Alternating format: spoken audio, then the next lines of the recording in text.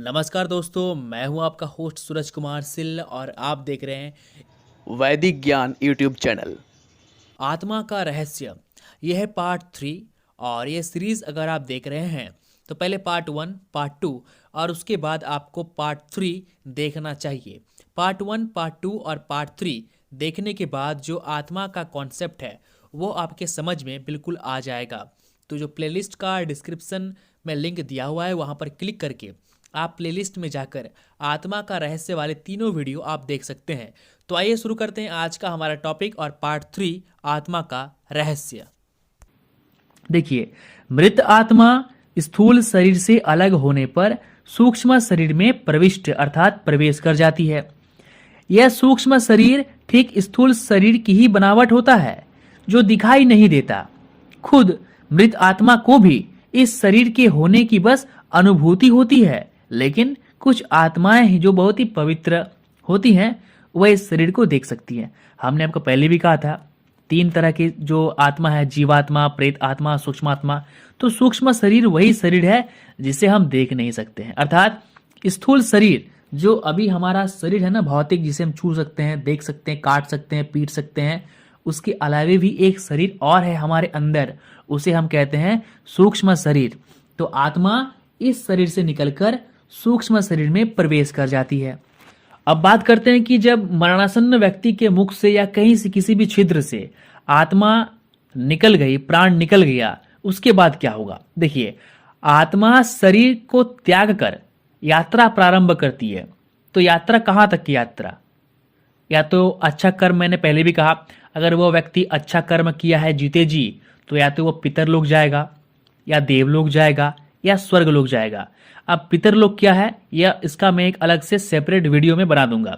पितर उसे कहते हैं आपके पूर्वज, आपके वे पूर्वज जिन्होंने अच्छा कर्म किया है और अब वे देवताओं से नीचे अर्थात पितर बन गए हैं। या तो आपको उनके साथ रखा जाएगा, या देवलोक जाएंगे आप, या स्वर्गलोक जाएंगे। बुरे कर्म किए हैं तो आप प्रेत योनि में जन्म लेंगे, या फिर से कीड़े मकोड़े पतंगा पेड़ पौधे के रूप में जन्म लेंगे। अगर आपने नपातुला सा काम किया है और आपका कोई लक्ष्य, कोई जो काम है वो अधूरा है, और ईश्वर की जो शक्ति है, ईश्वरीय शक्ति, वो आपसे कुछ अच्छा काम और करवाना चाहती है, तो हो सकता है कि फिर से आपका मनुष्य रूप में जन्म हो। तो आत्मा शरीर से निकलने के बाद जो यात्रा प्रारंभ करती है, इस दौरान उसे 3 प्रकार के मार्ग मिलते हैं। उस आत्मा को किस मार्ग पर चलाया जाएगा यह केवल उसके कर्मों पर निर्भर करता है। ये 3 मार्ग क्या क्या है? अर्ची मार्ग, धूम मार्ग और उत्पत्ति विनाश मार्ग। अर्ची मार्ग ब्रह्मलोक और देवलोक की यात्रा के लिए होता है, अर्थात जो लोग बहुत ही अच्छा काम करते हैं, जिन्हें देवलोक जाना है, पितरलोक जाना है, स्वर्गलोक जाना है, वे अर्ची मार्ग से यात्रा प्रारंभ करेंगे। और जो धूम मार्ग पितृलोक की यात्रा पर ले जाता है, मतलब जो नपातुला काम करते हैं, अच्छा ही काम उसे माना जाता है, साधु संत वगैरह, वे धूम मार्ग से कहा जाएंगे, पितरलोक जाएंगे। और जो आखिरी मार्ग है उत्पत्ति विनाश मार्ग, ये आपको नरक ले जाएगा। इस मार्ग में जो भी जाएगा वह डेफिनेटली नरक में जाएगा। हालांकि सभी मार्ग से जो आत्मा है कुछ काल भिन्न भिन्न लोक में रहने के बाद फिर से मृत्यु लोक में आना पड़ता है। अधिकतर आत्माओं को इसी मृत्यु लोक में जन्म लेना और यही मरकर पुनः जन्म लेना होता है। यह सिलसिला दोस्तों चलता रहेगा, तब तक चलता रहेगा यह सिलसिला जब तक कि आपको मोक्ष नहीं मिल जाता, क्योंकि जीवन का उद्देश्य ही दोस्तों मोक्ष है। यह बात बिल्कुल अपने दिमाग में आप बैठा लीजिए। यहां तक आप समझ गए होंगे कि शरीर से आत्मा जब निकलती है तो उसकी यात्रा मतलब कि 3 मार्ग से होते हैं। अब बात करते हैं कि यजुर्वेद में ऐसा कहा गया है कि शरीर छोड़ने के बाद वैसे व्यक्ति जिन्होंने तप किया हो, ध्यान किया हो, वे ब्रह्मलोक चले जाते हैं, अर्थात ब्रह्मलीन, मतलब ब्रह्म में जाके मिल जाते हैं, ईश्वर में जाके वे मिल जाते हैं। और जो सत्कर्म करने वाले भक्तजन होते हैं वे स्वर्ग चले जाते हैं। स्वर्ग अर्थात वे देवताओं की गिनती में आ जाते हैं। और राक्षसी कर्म करने वाले कुछ प्रेत योनि में अनंत काल तक भटकते रहते हैं। ये मैंने आपको पहले भी कहा। अब देखिए, जो ब्रह्मलोक जाते हैं ना, उनकी संख्या नगण्य है, अर्थात बहुत ही कम है। आपको मैं कुछ उदाहरण देना चाहूँगा। आदि शंकराचार्य, रामकृष्ण परमहंस, चैतन्य महाप्रभु, स्वामी विवेकानंद, महाअवतार बाबा जी, ये जो साधु संत हुए हैं, और भी कई सारे, देवहरा बाबा, बहुत सारे करपात्री महाराज, तो ये लोग जो हैं ये ब्रह्मलोक में गमन करते हैं। और जो नॉर्मल से सामान्य साधु संत होते हैं, जिन्होंने अपने जन्म में, मनुष्य जन्म में कभी भी पाप कर्म नहीं किया हो, वे स्वर्ग जाते ही जाते हैं। और जो बुरे काम करते हैं, वो तो मैंने पहले भी कहा, या तो वे प्रेत योनि में जाएंगे या फिर वे नरक की ओर जाएंगे। देखिए, अब बात करते हैं वैज्ञानिक मतों की।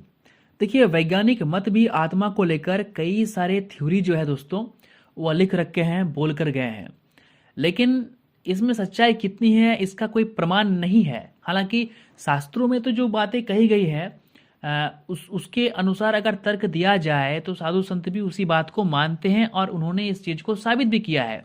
लेकिन विज्ञान थोड़ा अटपटा है इस मामलों में, क्योंकि विज्ञान जो भी वैज्ञानिक थ्योरी देकर गए हैं, ना तो वे आध्यात्मिक प्रवृत्ति के थे और न ही उन्होंने आत्मा को देखा है।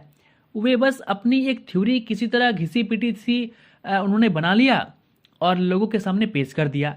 तो ऐसा ही एक थ्योरी है और उसके अंतर्गत ये कहा गया है कि जो आत्मा है ना, उस आत्मा का मूल स्थान मस्तिष्क की कोशिकाओं के अंदर बने ढांचों में होता है, जिसे माइक्रोट्यूबल्स कहते हैं। तो माइक्रोट्यूबल्स के अंदर में आत्मा का निवास होता है, ऐसा कुछ कुछ वैज्ञानिक जो है दोस्तों उन्होंने कहा है।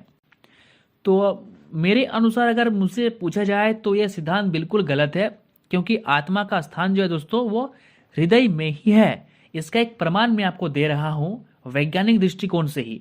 अगर आप जीव विज्ञान के छात्र हैं या इंटरनेट पे सर्च करें, तो बच्चा जब पेट में आता है उसके 3 महीने बाद उसका दिल धड़कना शुरू हो जाता है, अर्थात पहला जो है वो उसका दिल, हृदय धड़कन का बनना शुरू होता है।